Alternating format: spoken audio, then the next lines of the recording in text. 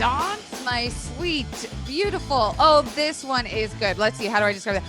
Furry, cozy, barkaful, warm content, confidant. Welcome back to another episode of Confidently Insecure, the podcast. We are absolutely sure we don't know everything. And I am so excited for this episode because I literally just got chills. It involves maybe my two favorite things in the world, which is mental health and dogs. And the woman here to bring it all together with us today, her name is Kate SPEER. You might know her from that like little viral Instagram account called The Doggist, which she is the CEO of the company with over 3 million followers. She's also a TEDx speaker about embracing fear and vulnerability, as well as an advocate for, wait for it, psychiatric service dogs, and of course, teammate of Waffle, Kate SPEER. Thank you so flippin' much for joining.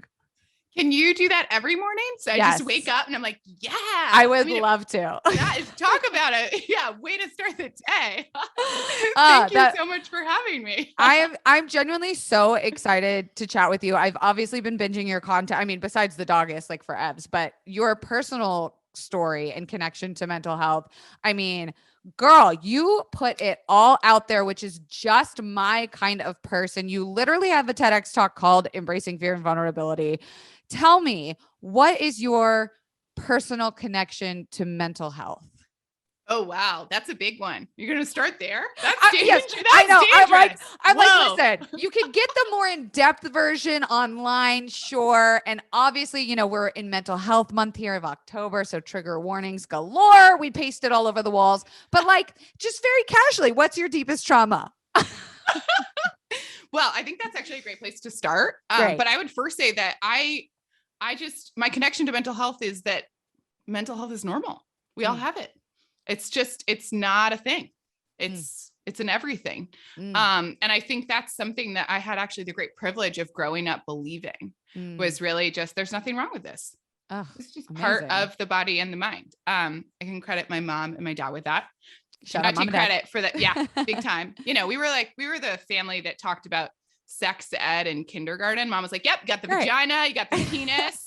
And I went into show and tell and I was like, guess what? You got the vagina and you got the penis. And everyone was like, this is not working. Like it was already really loud, but this is a whole new level. We love it. We love to see it. No, totally. That radical candor. Seriously. But yeah, no. So I grew up with that understanding. So I'd say my connection started there. My grandmother grew up, as I was growing up, we grew up in a family where my dad's mom had manic depressive disorder. So back then it was called manic depressive, now called bipolar disorder. And I didn't get it. I didn't understand as a kid. I was just very outspoken, very anxious. I have that like shy loud or whatever they call it, you know, I'm just like, wah! Like when I'm nervous, I just get loud. I'm not so relatable. You know, I don't shrink. I just make awkward conversations and tell my whole trauma story in front of an entire audience. We love that. We need more of that. Totally. Yeah, no, I'm here for it. So growing up, I just watched, you know, we'd have family conversations with our nuclear family where it's very normal to talk about, you know, if you're sad or you're angry, and you had a lot of open communication around that. But then with my grandmother, it was very different.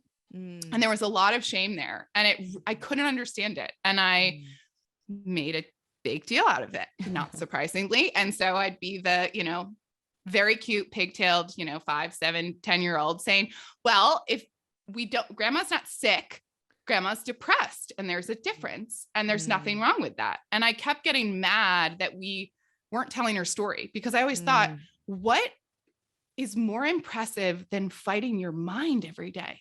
How incredible is that? Superhero. Like that is so brave. Yeah. So why would we say it's a stomach bug? It's not just a stomach bug. She has bipolar disorder. That's amazing. And like, I literally grew up thinking that. And that is so, I mean, I still think to this day how cool that was to have that outlook, and it never really changed. Again, I would say once I turned 16 and I was diagnosed with my own depression, couldn't stop crying. I cried all the time. Definitely had a different relationship with mental health. Yeah. Right. Yeah. And I think that's where, like, I think a lot of the time we talk about mental health is this like end all kind of just this whole thing. But mental illness and mental health, I think, although they obviously in, mainstream media encompass the same thing, I think it's important to note they're different. We all have mental health, but we don't all live with mental illness. There you go. And I think a relationship with mental health is one thing, but once I was 16, I had a relationship with mental illness. And I think that was transformative in many ways, obviously. And so then it went on from there. Do you want me to do the whole trauma story? You want to do it? I think there's so much. You have a lot of story. I mean, a similar story to myself, actually, in that I was also misdiagnosed with bipolar very early on. They didn't really understand the spectrum of mood disorder back then. This is, the DSM-5 is constantly being ripped apart and erased and reformed. And I think right now we live in a really unique time where, thank God, we're talking a lot about more of mental health, but we lived through the time of being diagnosed, being pilled, being, put up in a facility, in a hospital. I did a little stint in an inpatient and outpatient facility. I mean, you have a similar story, but listening to your TED Talk that I grasped was this intense moment in your mental health, your mental illness journey, that when you were in a facility, that the doctors and nurses said, you really, like, we can't help you. You're basically unhelpable, for lack of a better term. You're just fucked. Like, we don't know what the fuck to do with you. Oh, totally. You're totally. Yeah. If you want to speak a little bit about kind of that, 100%. that time. Yeah. Totally. Yeah. So basically, misdiagnosed with bipolar disorder 18. And thereafter I was put on med after med after med. Got on the treadmill, the medication treadmill. And by the time like a year went by, I started hallucinating, and I ended up, every time I would add a med, having more symptoms or presenting like I had a more severe case of bipolar disorder. And with every med, I got worse. I had more mood lability, more outbursts, more manic breaks, more psychotic breaks. And so every time it happened, they of course would add another med, and guess what? I would get worse. So it was a really long time. Decades, a long time to hallucinate. I have so much. I just am so impressed with people who live with schizophrenia. It is. I don't miss those days. Being literally chased around Middlebury College campus by demons and having imaginary friends. And, only like 3 years ago, I learned one of my friends was imaginary. Like it's that extensive. Yeah. Wow. Maura was not real. I have like 3 years of writing on the internet about Maura, and she was an imaginary friend. So all the things that went down. Yeah. So totally. So basically at my 21st psychiatric hospitalization, so in and out of wards, tried a whole bunch of different treatments. I was like, they used to call me the perfect patient, and I now regret that. Oh Lord. Because I took all the meds and I did all the behavioral work because I was so determined to be okay. I wanted to help people. I wanted to be a therapist, and I was like, I'm going to do this. Like, this is, you're not going to stop me. And of course I was so adherent every time I would get sicker. So anyways, basically ended up, the doctors said, you're at the end of, my therapist passed away, which is what really happened. And that was obviously really hard, but no one was willing to take me on as an outpatient. So I went to doctor after doctor, and I begged, and I said, please just give me one chance. Like, I'll do the work. I do the work. Like and they said, it's not about you doing the work. And I think that's something we don't talk about a lot, is when you are at the end of the road, when they have run out of treatment options. Again, this was before microdosing became popular, before ketamine was like reintroduced. There was a lot of things that hadn't happened. This is about 8-9 years ago now. And so they planned to send me to this inpatient locked unit, and basically my family was going to just drive me to Massachusetts. The idea was I would live there forever. Wow. And that's, again, because of the great privilege of parents and a grandparent. My grandfather had figured out how to endow that treatment, because no one could afford that. That's only people who have the incredible privilege of a family member who could foot the bill. And that, it's insane. Even an inpatient unit costs literally $18,000 to $21,000 a night.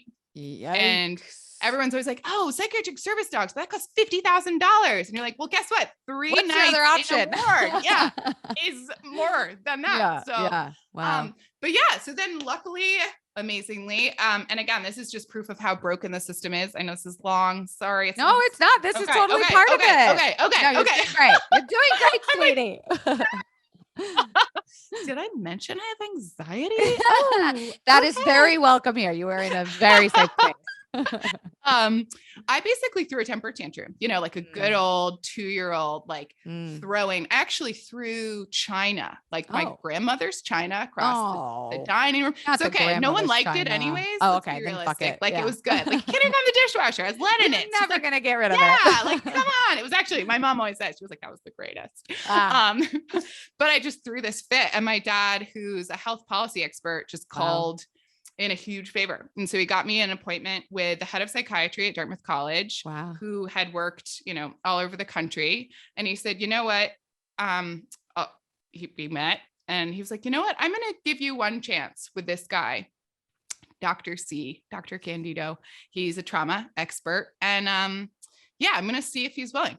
I'll use it. I'll like pull some strings and see if we can get you in. Yeah.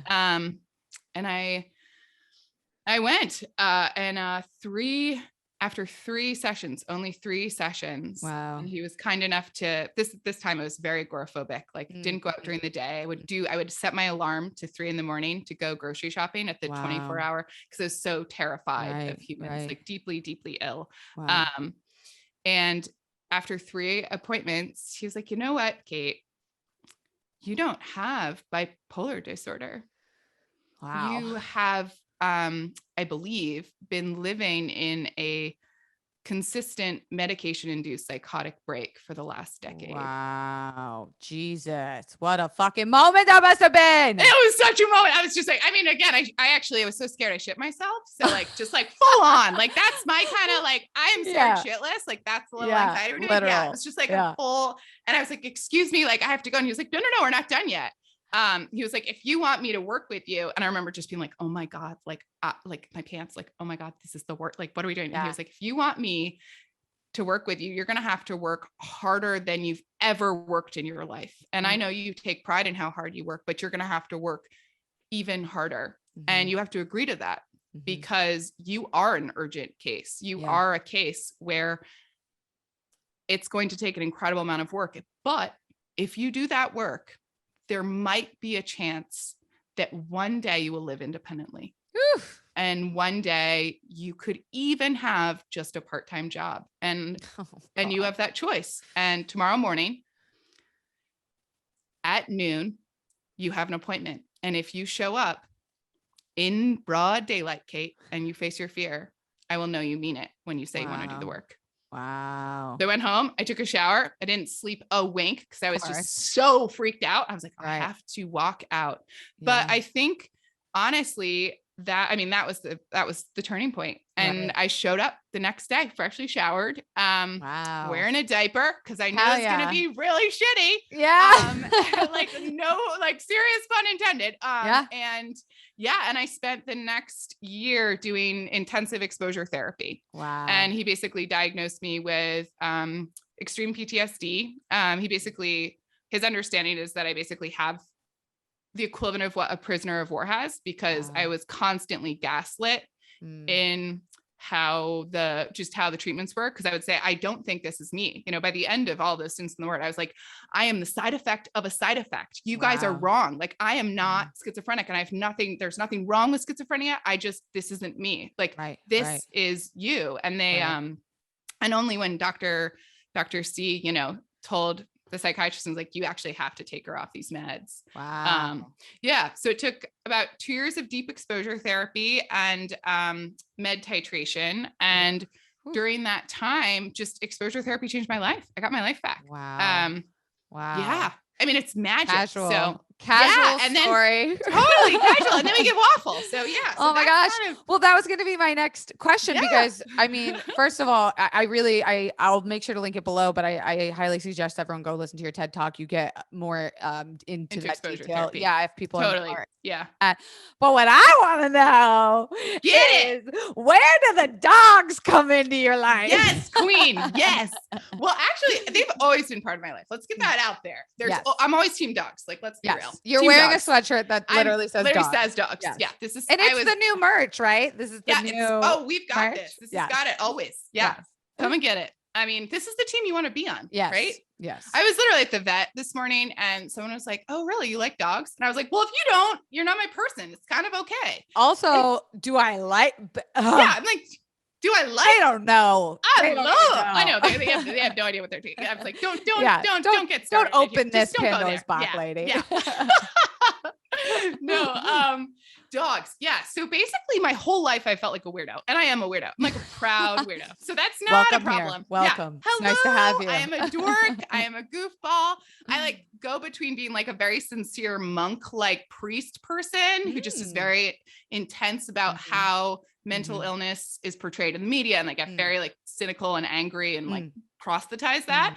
And then I go to the real Kate, which is just like pure dork dancing in her underwear. Like, if you go far enough back in Instagram before I got the job at the dogist, like I literally jiggled for joy every day because I was there you go. And everyone was like, "Oh, you're body positive," and I was like, "No, I'm just grateful to be alive." I mean, yes, my body's awesome. But it doesn't matter. The body's irrelevant. The basis of all of that is I'm alive, and that's important to celebrate. So if you're not dancing, something's off. Okay. Yes, 100%. Totally. So so dogs for me have always been like my people, and I always say dogs are my people in the sense that they're pretty much one of the only places I ever felt safe, growing up and also in college. And it wasn't that I didn't have an incredible cohort of friends. I do. I just but fuck those people. Yeah, just screw them. No, they're not a dog. They're totally. I mean, most of my people actually are dogs. Like they say it as it is. They jump up on you. Yes. They're gonna just tell you whatever the fuck is going down. Like they give you what they are. Yes. And humans suck. Like it's like you walk into a room and they're like, you say, "How are you?" And they say they're fabulous. And then you learn 10 minutes later, they're like, "Grandparent died." And you're like, that's bullshit. Like, also I can read in your body language. You're not fabulous. So can you just like shoot it straight? Dogs are just more real. They can't hide their emotions. They can't. Literally. Yeah. They're safe. And so I think growing up, we had dogs, and I was just known as the girl who like would come home from school, and I had a learning disability back then. And so it was like, "Kate, if you do your homework, you can snuggle Trouble." And it was like, which is the name of your dog? It was the first name. Yeah, Trouble is the name. Acting out. No, not an imaginary friend. Don't worry, we haven't gotten there. Like, no. That was later in life. Yeah, that was later. No, Maura did. She had an imaginary dog. She was great. Roxy, love her. There you go. I don't know. It's wild. It is totally wild. My life is wild. It really is, but like, not to cut you off, but like it's more common than we think. Like, people don't talk about psychosis. People don't talk about mania. They don't talk about hallucinations. And it's because, like, to me, you know, I have someone in my life very close to me that has bipolar, what's it called? I'm forgetting the word. Unipolar mania. So it's only highs, it's only psychosis. It's not the depressive. And it's fucking awesome. They're like, totally. Why would I want to get rid of this? Why wouldn't I tell people this is amazing? And I'm like, well, because it, you know, all the symptoms that we talk about, the side effects of what that can bring. But this is why I'm like, you know, I think it's so important to highlight stories like these and talk about too, like, you are a functioning fucking CEO in society, and we are so terrified of psychosis. We're so scarlet lettering of the psychosis that I don't think, you know, we don't imagine that there is a way out or like a light out. And I can't imagine a better light to be going towards than a life filled with literally dogs all the time. It's pretty. I've won. I mean, Elias, my business partner, and I talk about it. I won. Yeah. He was like, "This is called karma, Kate. You were in hell. Yeah. So it's the least, you know, the least the world could give you." Well, tell me a bit. How did that the dogist job, or like, did Waffle come in first, or like Waffle was first? It's all about Waffle. Yeah. So basically, grew up with dogs. They're my people. Whatever. Basically, doing all this intensive work with Dr. C. he's like, wow, you're making a lot of progress. So I got even a part-time job. And he was like, whoa, I never thought you'd ever have a job. No offense. I was just saying that to get you motivated, like that kind of a thing. Like every day, truth. like, yes. yeah, totally. Like he's just always, he's still every day. He's like, God, kid, you really did grow up. Like, wow. what? It's so just proud. No, he's definitely like my proud grandfather. It's yeah. the best. But yeah, so I was just about a year in. So I'd gotten this job. I had basically scaled up. I was super motivated. I have the privilege of very intelligent genetics. So I just nerded and I was like, I'm going to figure this out. No one knows social media. So all my friends have PhDs, they're doctors, they're lawyers, but guess what? No one has a PhD in social. And guess what? You just have to do it. Yeah. So I kind of just jumped in and I started working at this company called Farmhouse Pottery and figuring it all out. And through the process, I was like, I am missing something. And it is a dog. Oh. So I had just gotten together. It was literally 7 months together with my now husband, but then boyfriend. And we just told my parents, we're going to get a Bernese Mountain Dog. And I just remember my mom going, that is the worst fucking idea, Kate. That is the worst fucking idea. Okay, Mom. Yeah, thank you, mother. But at the same time, she's not wrong. She wasn't wrong. It's in a her intention. Yes. Totally. It's a ton. And financially, just the whole reality is, a year ago, I had been pulled out after a suicide attempt, being, told I was going to live in a unit. And then I'm telling them I'm ready to take on a puppy. Yeah. And my parents were like, this is crazy. Yeah. So, but I'm me. I was like, fuck it. I'm going. When I make up my mind, got to do it. So we got Waffle actually on Valentine's Day in 2014. Oh, I will send you some puppy photos. Please do, because I'm gonna put it on the thumbnail. You know it. Oh, you gotta. She was literally the cutest dog. And I joked that I had learned social media through Waffle Nugget when I started the account, which was really just my way of learning social media. But let's be realistic. It was just, she was a cute Bernese Mountain Dog, fluffy, running in the snow. I was doing nothing. She was doing all the work. Seriously, yeah, she did all the work. But yeah, it was around that time.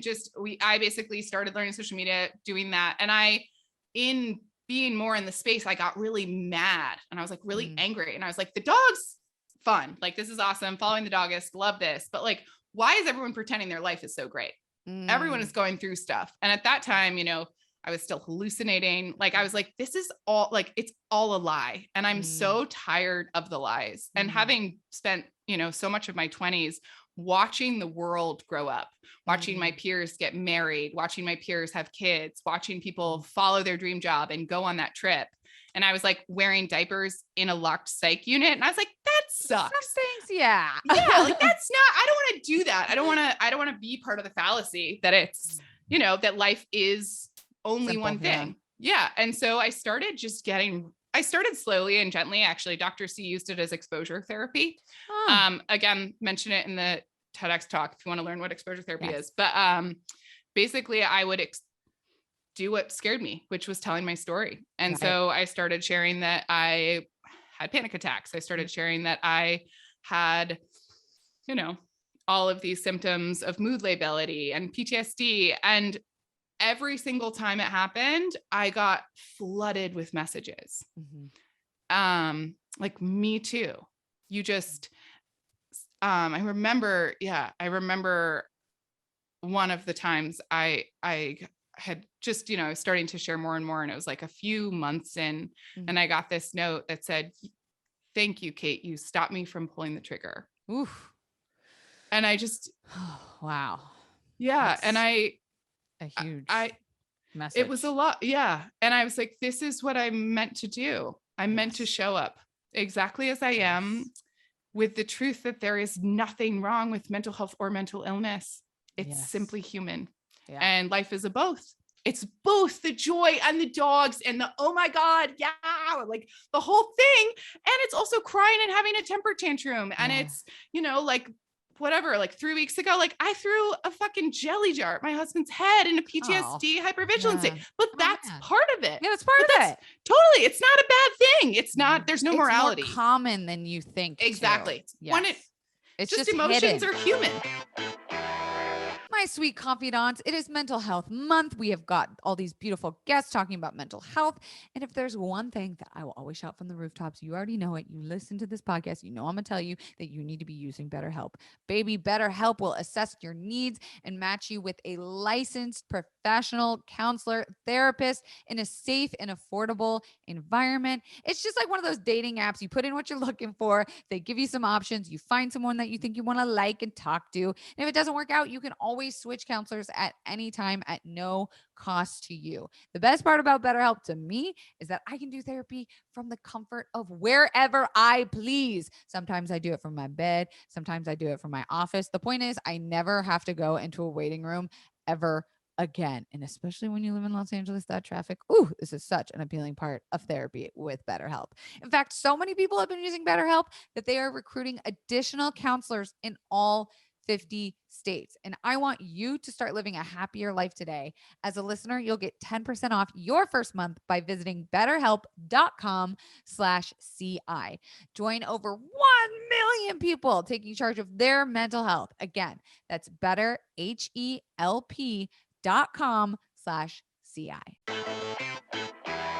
Ooh, fall is busy, gourd season, acorn squash, all those things at the grocery store. But you don't need to worry about that because HelloFresh recipes save you time you'd otherwise spend meal planning or shopping, trying to hunt down those delicious autumnal ingredients so you can get back to what matters. HelloFresh's family-friendly menu is a big win for back to school season, too, with easy, delicious recipes for drama-free dinners. HelloFresh offers 50 menu and market items to choose from every week, from vegetarian meals, calorie smart choices, to extra special gourmet. There's something for everyone to enjoy with recipes designed and tested by professional chefs and nutritional experts to ensure deliciousness and simplicity.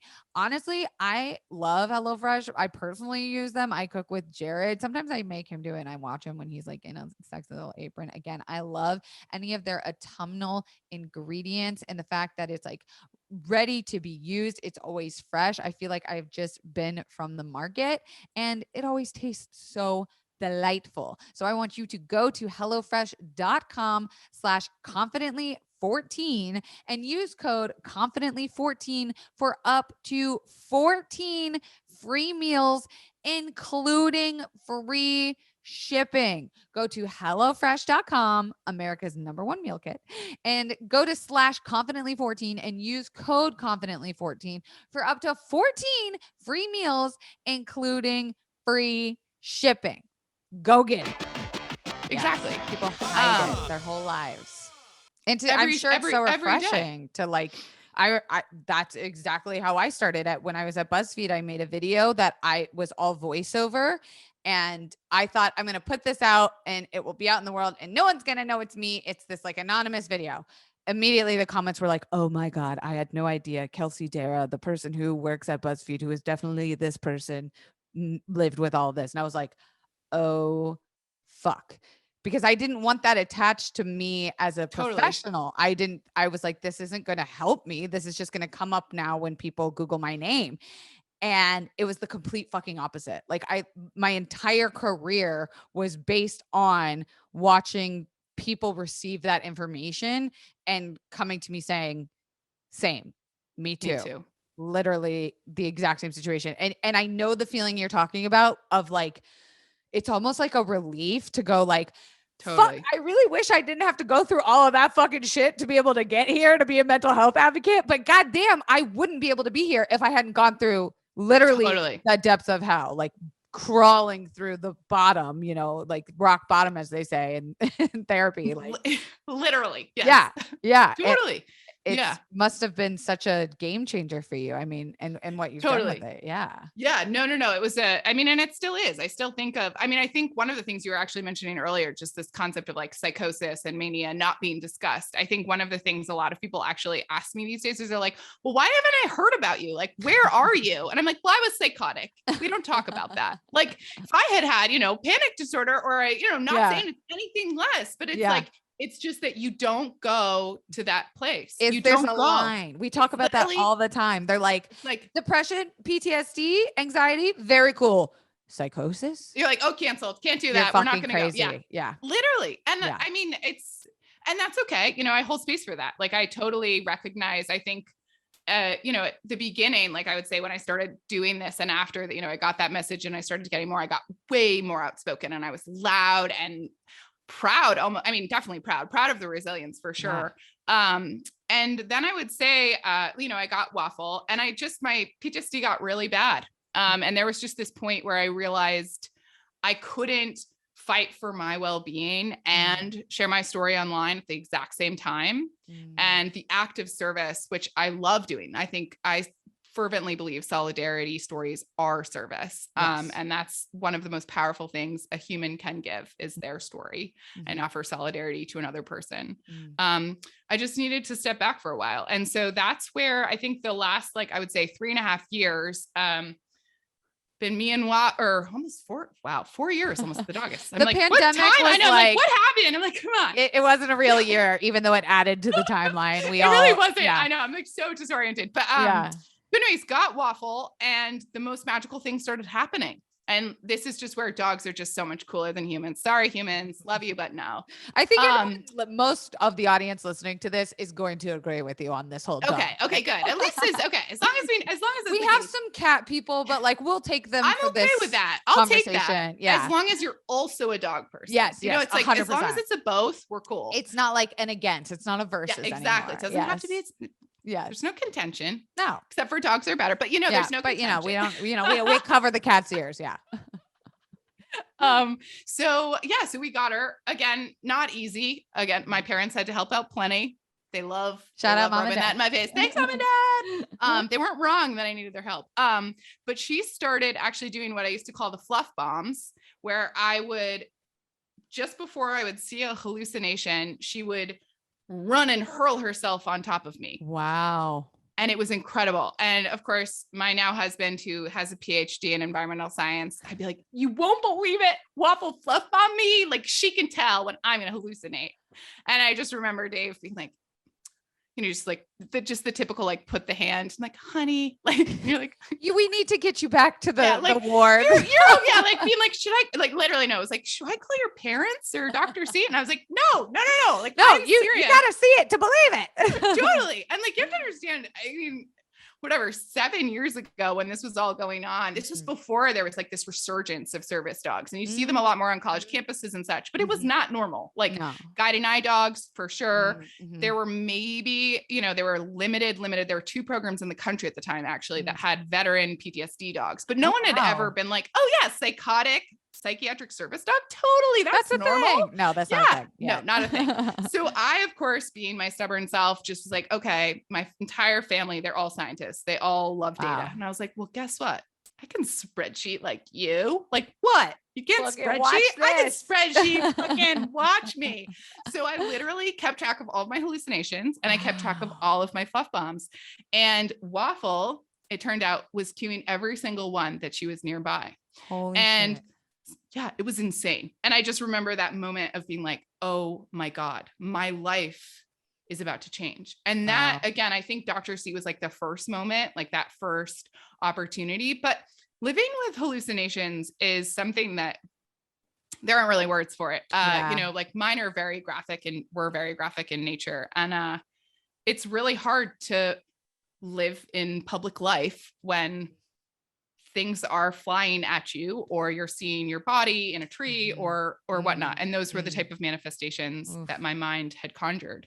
And a lot of the issue was the unpredictability. And I think a lot of people relate to that, you know, with anxiety. It's like, well, just tell me, you know, like, what are we doing? You know, it's like today I was like, what are we talking about? You know, but it's good. Like uncertainty and discomfort are great. It's growth.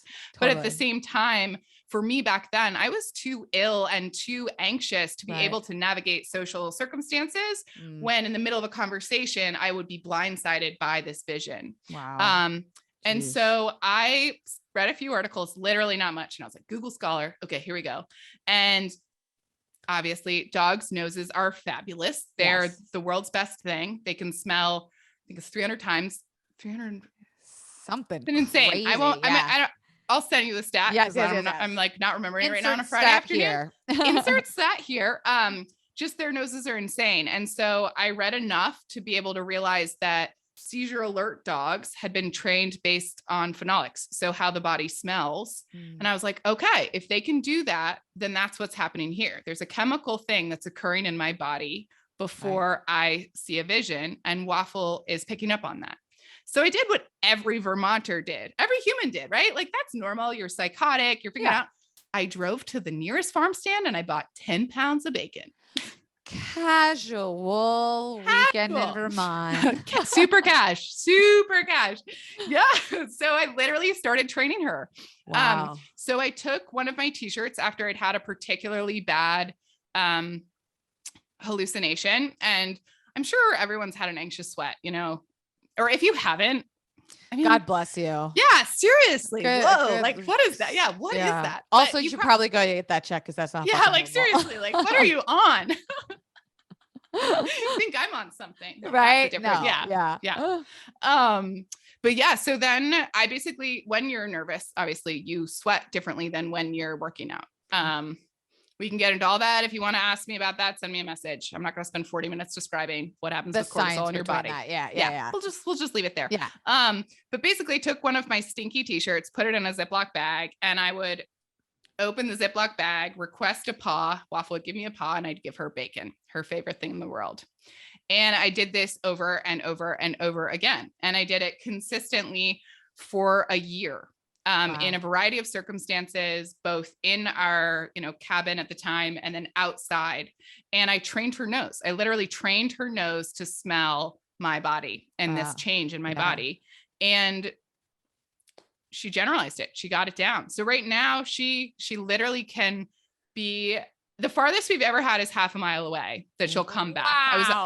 Which was incredible. I was on a team hike my first year at the Doggist. Yeah. And, Elias was like, you were hanging back, like everything okay? And I was like, yeah, I was just seeing a lot of stuff. I was having a lot of flashbacks, and he was like, yeah, I would see Waffle come back. And I was like, oh yeah, she was smelling me. And he was like, but she was like half a mile away from you. I was like, dogs noses, man. Dogs noses. Yeah. Wow. And so can you, just for listeners, explain maybe the difference between what a psychiatric service dog is and a service dog? Because I think they're there's the same, but yeah. No. Like I think the other thing people think of too is like an emotional support animal, which I know like you can get into that whole thing about like what is actually an emotional support animal, and like, the advantages that people kind of take of being able to fly and all that. But can you kind of just generally like let us know what the differences are?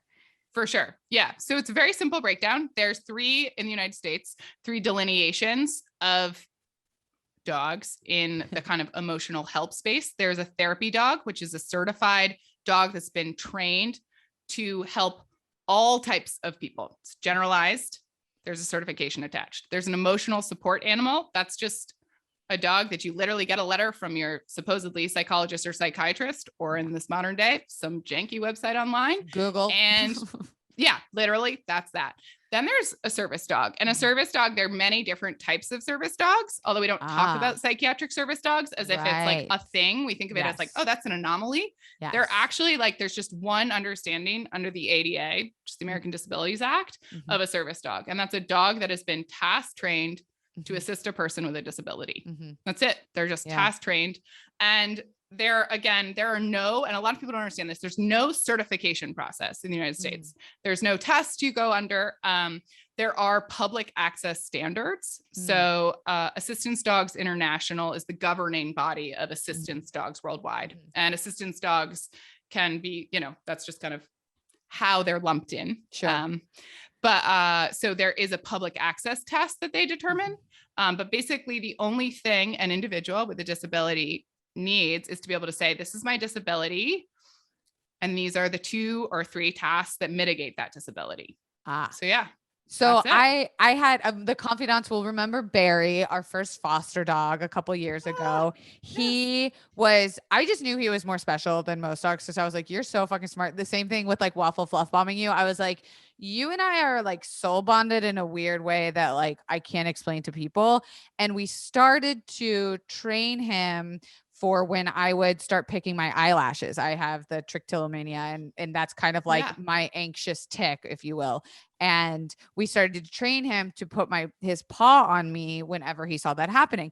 And this motherfucker got it in like 15 minutes. I was like, excuse me, sir, how did you get that so quick? Like, they are so smart. And I was working with a trainer at the time, and I, asked, I was like, okay, so what else do I need to like do to get him certified? And he's like, well, there are, certificates you can get online, but there isn't like you're saying, there isn't like a stamp or a vest that a dog needs, but there is also what you're kind of talking about is that standard level of is it public access that you're saying is what generally? It's like public access is generally like the framework, at least within the community, that people want to like meet a standard right for. And I watch this on TikTok all the time, where I'll see dogs like who perform acts of service, for their teammate. And then there are the accounts that are also kind of like, I don't know if exposing is the right word, because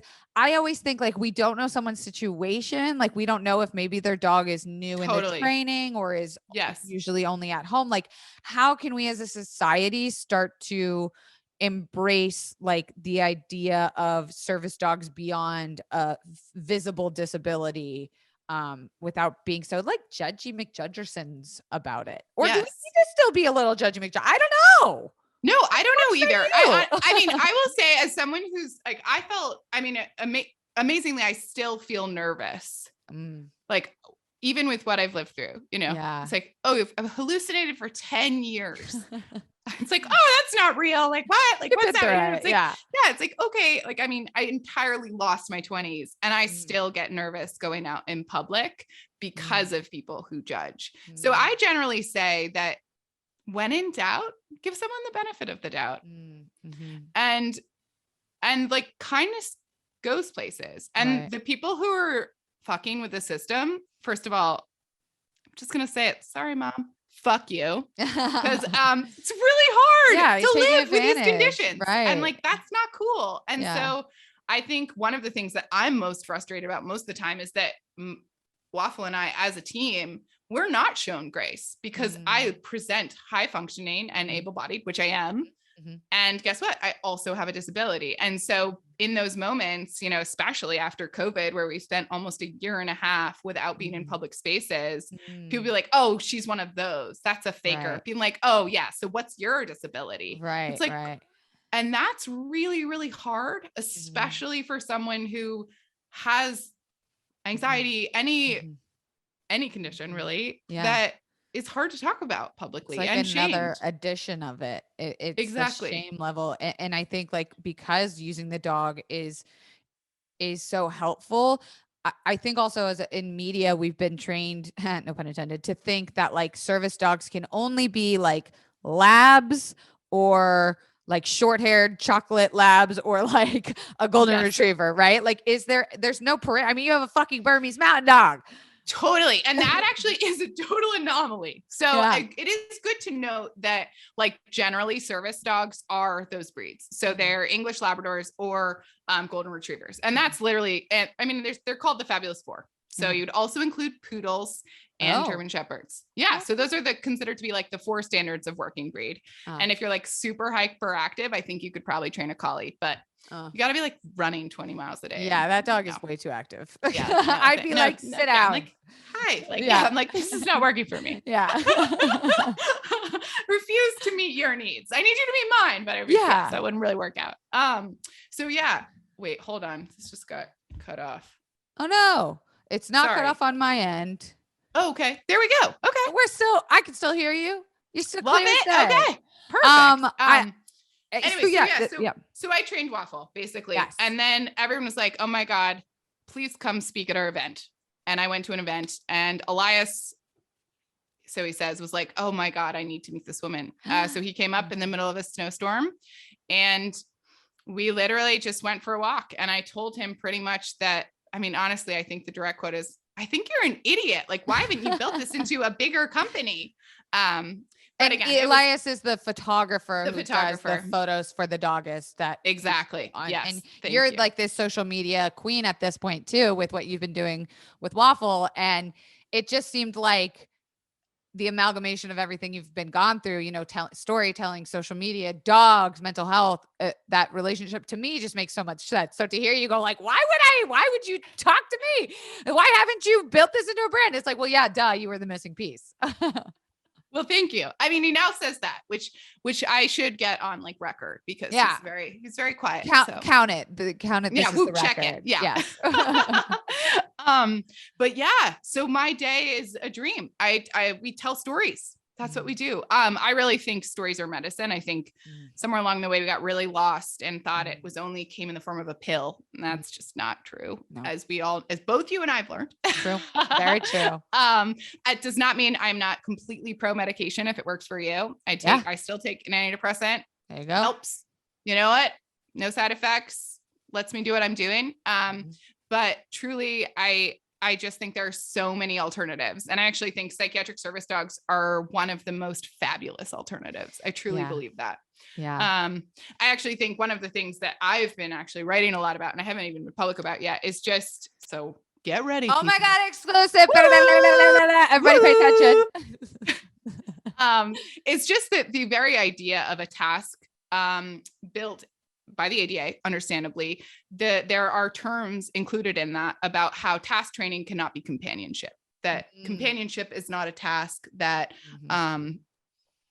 basically having presence is not a task. And I just disagree.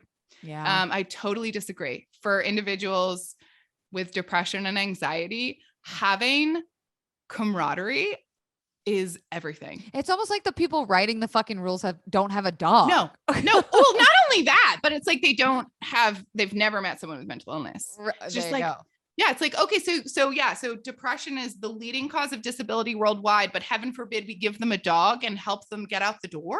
Yeah. Is that what you're saying? Is that what you're telling that's not worthy? Yeah. And that's something where it's really interesting. And I think there's a lot of work to be done. Totally. I think right now, one of the biggest issues is honestly that there just aren't enough service dog training organizations, that we haven't harnessed the power of service dogs. And we haven't really thought about how we can really transform, honestly, restorative justice, utilizing puppy prison programs. And oh my gosh, I'm so glad you brought that up. Totally. No, it's my biggest thing. I think my dream right now, again, is to get what has happened to the VA. Actually, thank you, Biden. Happened in August. The VA approved that service dogs will now be covered. The cost will be covered by vets. Wow. Huge. Fucking like 2020. It took 2021 to fucking get, I mean, what the fuck? Seriously though. Seriously. Seriously. But at the same time, there aren't dogs for these people. So it's the same idea. It's like, oh, we'll pay for it, but heaven forbid we endow programs that would offer well-trained dogs. And I think it's really important to note that although I was able to train Waffle, like my successor in training Tugboat, she is being professionally trained. Like she right now is at puppy camp because the work that goes into training a service dog for public access and doing all of the work, it's a lot. You shouldn't have to do it on your own too. It's a fucking full-time job, I think. Like literally, especially when you're already dealing with your mental illness. It's like, I think it should be seen the same way that you look at someone with like a physical disability, a visual disability rather, where it's like, you can sign up. Hopefully your insurance approves it, which that's a whole nother conversation. And then seriously, the dog is ready to go. You build that relationship. Totally. It's already built into their processes, and you don't have to spend time with the frustration, I think, that comes along with. And, while Barry was only a foster, so eventually he did get foster, he did get adopted out. It's something I'm doing with every foster we have. I'm starting to teach them cues, and it's a full-time motherfucking job. So how can we as people and listeners get involved in this sort of advocacy? Because I think everything you're saying, everything from like the restorative justice prison programs, I'll link below a couple of organizations that do actually have that service. Totally. Yeah. I was going to say that in Los Angeles that I work with, which is insane. But like what can we do as listeners to kind of advocate for all the stuff you're saying? 100%. I mean, I would say it's about honestly talking about it. I think one of the greatest things you can do is just talk about mental health and mental illness like it's normal, because it is normal. Yeah. And I think that's the first thing, is just make it normal. Mm-hmm. The other thing, and this is never talked about as much, it's always like, yeah, tell your story. Listen. That's an action. And it's the greatest gift you can give to someone, is a safe space to talk about this stuff. So next time someone's awkward at a party and they say something weird and everyone laughs, stand up for them, because that person is already fighting a fight. That's hard. And if someone else could just be like, hey, today I'm an ally for you. I'm here. Like, hey, we don't know what's going on. Like, what's your problem? Like, why is it funny to make fun of someone having a hard time? Like, you can make it socially acceptable, but that's a huge, huge thing to do. And then in terms of psychiatric service dogs and service dogs in general, there are a ton of organizations out there. I'll send obviously all the links below. Yeah, but it's a lot of it is it's all donor based. So again, I think that's where it's just, if you can, and you do Giving Tuesday or something like that, being thoughtful about expanding that. Yeah. But I really think like the pendulum is, it's slowly, I mean, my life, like it's changed so much. Like in high school, when I was weeping and advocating for myself to be able to go to class crying, I was no one talked about it. I was like the one extreme weirdo.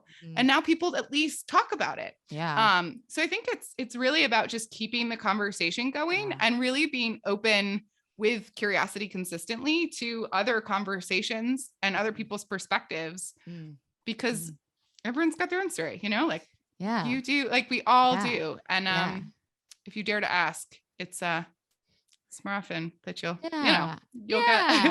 get something. So and it's out there. I think that's the other thing to know is it might take a little bit of digging to find maybe something in your area or like in your town if you're not in like a major metropolis city. But I think it's like, especially if you're an animal lover, if you understand the joy that animals bring you, what greater gift can you give to someone else than the ability to leave their fucking house with their dog, No, seriously. And I think honestly, if you're looking for like one place to start, you can honestly go to Assistance Dogs International website, and they list all of their accredited programs. And in addition to donating, you can literally puppy raise. Like your job can be to hang out with a puppy for a year. Like that's your job. And that's so powerful. So I think there are tons of different ways to do it. Like you can be a breeder host. You can literally have a litter of puppies in your house for 8 weeks. Oh my God. Those that sounds always, like my personal nightmare, because I know how much a puppy.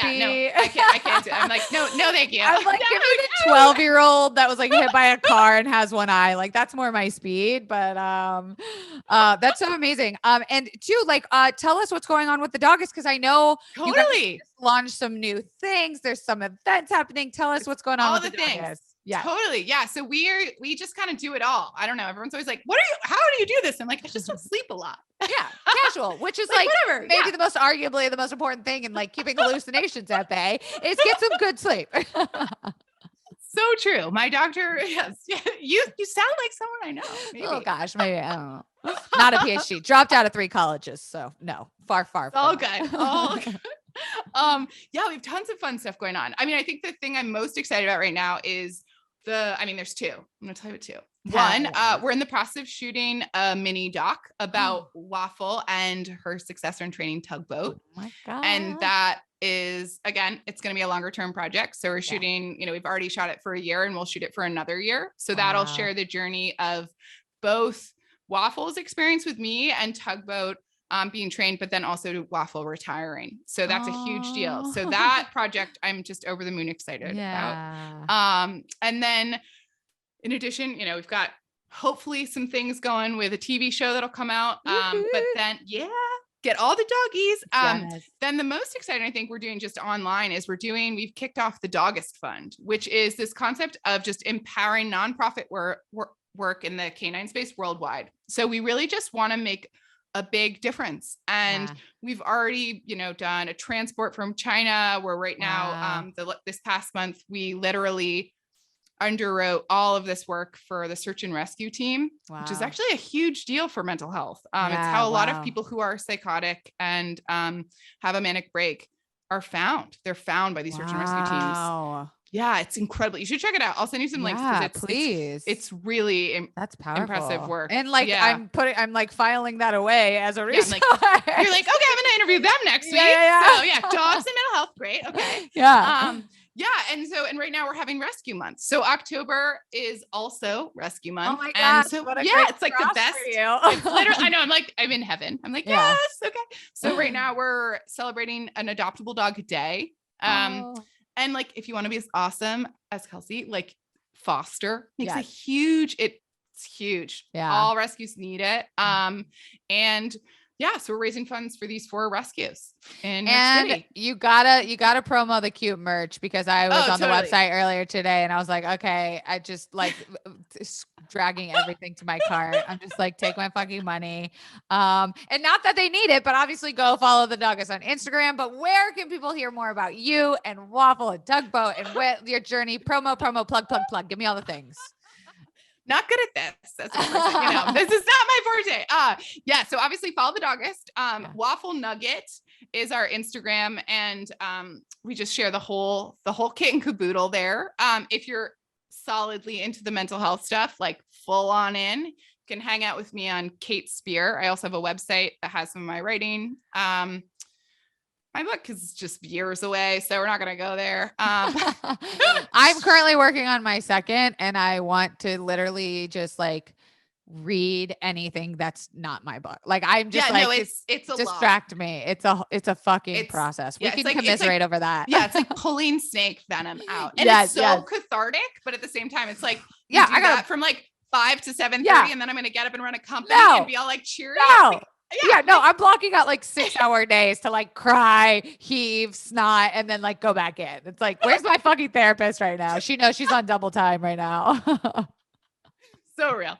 But basically anywhere online. And then obviously go to thedogs.com. You can join the team. Team Dogs. The one to do. All of our stuff is ethically sourced. It's good. Yes. But honestly, like the inspiration for this is literally, I used to walk into a party and I'd go find the dog. Can anyone relate to that? Anyone? Yes. I'm like, party of, everyone's like, I get that. Yes. And I was just like, what if you could walk into a room and be like, well, there isn't a dog, but there's a dog person. There you go. That's an identity I can get on board with. Absolutely. Exactly.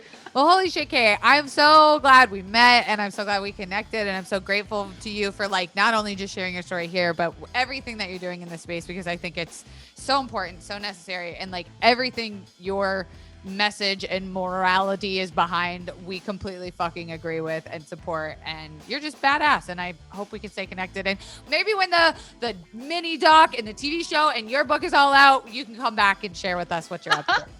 I would be honored. Thank you so much, all of you, for listening. I know there was a lot. Oh, absolutely. Obviously, you can check out all the links below. I think this is going to be a link-heavy episode. And don't forget, you can rate this 5 stars on iTunes. It always helps other people to find the episode. And if it's not going to be 5 stars, please don't rate it at all, because I am sensitive. Speaking of sensitive, the merch is out. It's fall. You need a sweater. Okay, I need to send you a sweater and a book, obviously. Please give me your address after. Will do. And we will see you next week. Confidants, have a great mental health month, and we'll see you next